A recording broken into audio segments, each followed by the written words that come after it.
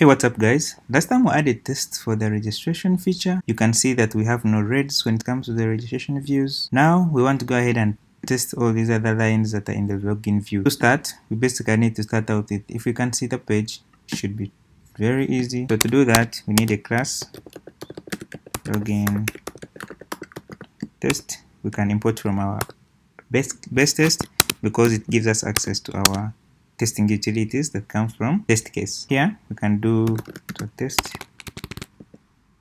So let's see, you can access page itself. So now we need to get access to the login URL, which we can easily do using reverse. Do that, login URL, then we reverse the login view name. We need to make a request to that. So response equals self client. Client comes from the test case class. So dot get, and then we pass the what we want to get. So login URL. We expect this to give us a response of 200. Response status code. So self dot assert equal, then now we need to check the response status code to be 200, and now we need to check assert equal. Then now we want to check if we actually use the login template, the login HTML template. So auth login HTML. So if someone comes and deletes this file by some reason, or if you delete it by mistake, then your tests will fail.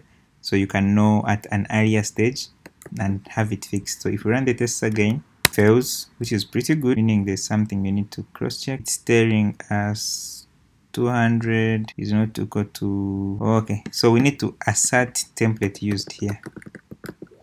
Template used. Sorry about that, guys. That was like really out of my mind. So if we run this again, you can see that it passes, and if we reload here, we get these lines covered. So let's see if we can actually log in a user correctly. So to log in a user, basically just think about it. We need to have a user registering an account, then we need to have a user now activating the account. Now we need to have a user log in successfully. So if you can kind of think of it, you will see that there are processes. But when it comes to writing unit tests, then we need to actually make sure that all those tests are entitled to the view that we are working with. So to do that, we are basically going to have to do some of the things in a very specific way. And let me just show you that. So def test login success. So we need to make a request, that's for sure. Post request.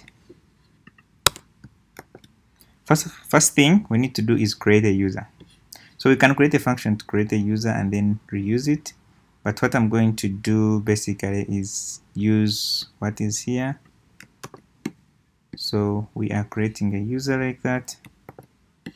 Now, when we create a user, we now want to get that user, activate their email, activate their account, and then try logging them in. Otherwise, it will not work because it will not log in someone who doesn't have an account or someone whose account is not activated.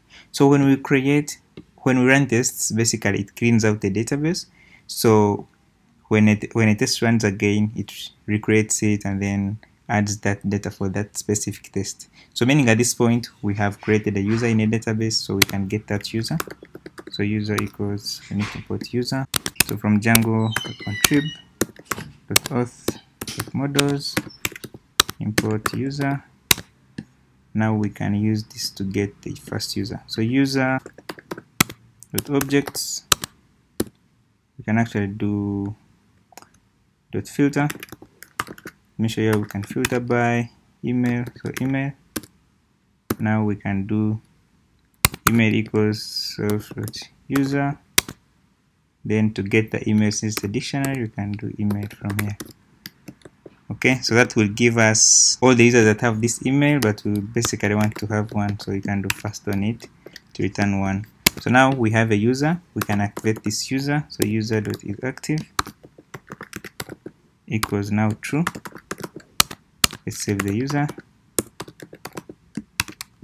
So from here, now we can run a test to log in this user. So response. Now let's make a request to login. .post. Now we need to post the login URL. Since it's the same user we used to create, we activated them. Now we are trying to log in with them. It would mean we expect it to redirect to the home page. So we can do an assertion. Soft.assert equal response status code to be 302. Yeah, so if we did everything correctly and run the test, we can see that it passes. And if we change this maybe to use like 400, we can see that that test fails, meaning we are working correctly. So let's test that if we don't actually activate a user, they won't be able to log in.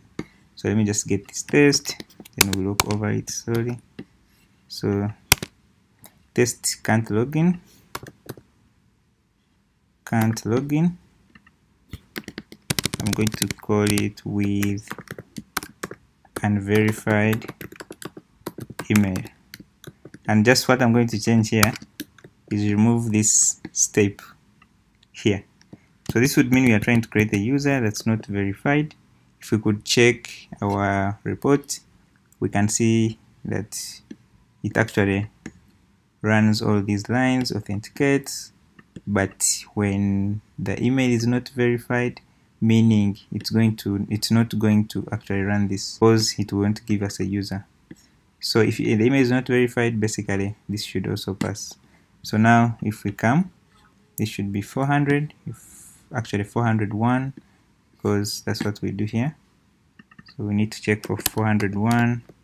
If we run again, we can see that it passes. If we check now, this is also taken care of. So we need to also test if a user doesn't supply a username and if they don't supply a password. Really easy. So if we come here, we can basically do test can't login with no username. So here we can basically do a post request there. Actually here we don't even need to do a post request to the registration, but we can do a user who doesn't have a username. Now we can post data that does not have a username. So let's just submit a password without putting a username, and then we expect this one to also fail. Let's do the same thing with the password real quick. Can't log in with no password. So this can be, now we let's apply username and no password, and we still expect the same thing. So if we run this, we'll see that they pass, and if we can check our tool here, we still see that they are not coming through. So meaning we need to, so if you can think about it, it would mean we are sending the usernames, but these are checking for if the usernames are empty. Come add username, give it an empty value, because that is exactly what's happening from a form. So username, actually here, now we need to submit a password with an empty value. So if we run this again, we can see that our coverage increases. So if we check here, we can see that all the files get tested, and then we can see that we have this here.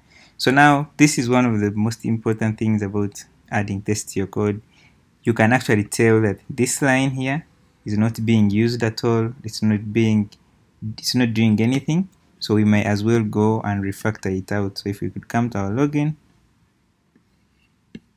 so for some reason we added it, but it wasn't really needed.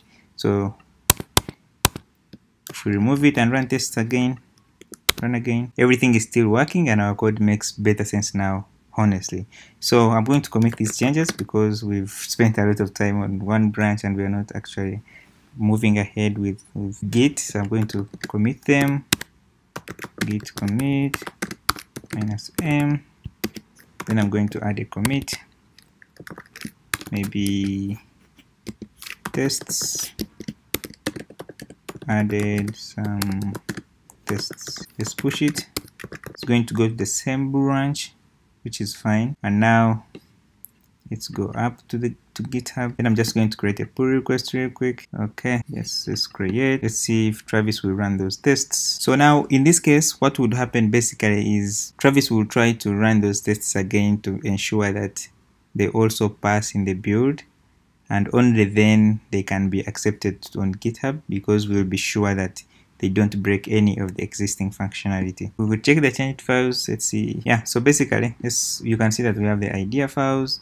Those are just an IDE specific, so we might want to remove them.